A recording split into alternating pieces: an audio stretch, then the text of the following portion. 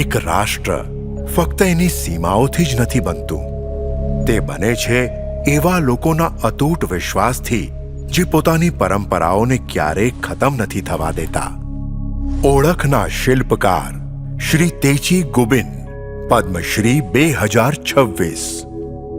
1964માં અરુણાચલના કેબીમાં જન્મેલા તેઓ નીશી જનજાતિની પરંપરામાં ઉછર્યા. આ સમુદાય સ્થાનિક ડોની પોલો ધર્મ સાથે ઊંડાણપૂર્વક જોડાયેલ છે. 4 વર્ષની ઉંમરમાં તેમણે તેમની માતાને ગુમાવ્યા, જેનાથી તે અંતર્મુખી બની ગયા. એમને ચિત્રકામ કરવું ગમતું હતું. તે પોતાની દુનિયામાં ખોવાયેલા રહેતા. ચિત્રકામે તેમની દુનિયાને જોવાની સમજ સુધારી. તેમની યાત્રા તેમને ગામથી બહુ દૂર લઈ ગઈ. તેઓ દેશના બીજા છેડે ચંડીગઢ કોલેજ ઓફ આર્કિટેક્ચરમાં આર્કિટેક્ચર ભણ્યા અને 1988માં ગ્રેજ્યુએટ થયા.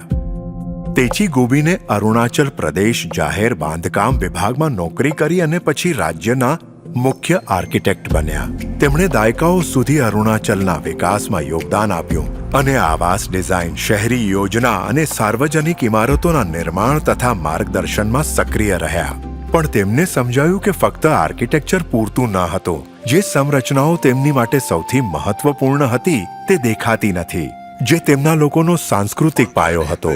3 એપ્રિલ 1999 એક વિશાળ જન આંદોલન થયું કે અમારી સંસ્કૃતિ અને આસ્થા ખોવાઈ રહી છે, ઓળખ ખોવાઈ રહી છે. અને મેં જોયું કે મોટા ભાગના અમારા લોકો મૂળ આસ્થાથી વિમુખ થઈ રહ્યા હતા. મારા પિતા એક પૂજારી હતા અને તે લોકોના માર્ગદર્શક હતા. મેં વિચાર્યું કે મારે મારા પિતાના વારસાને આગળ વધારવો જોઈએ. તેમનો સાંસ્કૃતિક સંરક્ષણનો સંદેશ ફેલાવવા તેમણે 90થી વધુ ગામમાં પદયાત્રા કરી.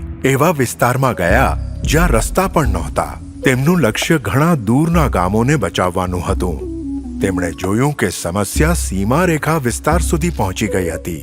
છતાં પણ તેમણે તેમનું કામ મક્કમ થઈ કર્યું. 4 દાયકાઓમાં તેમણે 600થી વધુ ડોની પોલો સાંસ્કૃતિક કેન્દ્ર બનાવ્યા.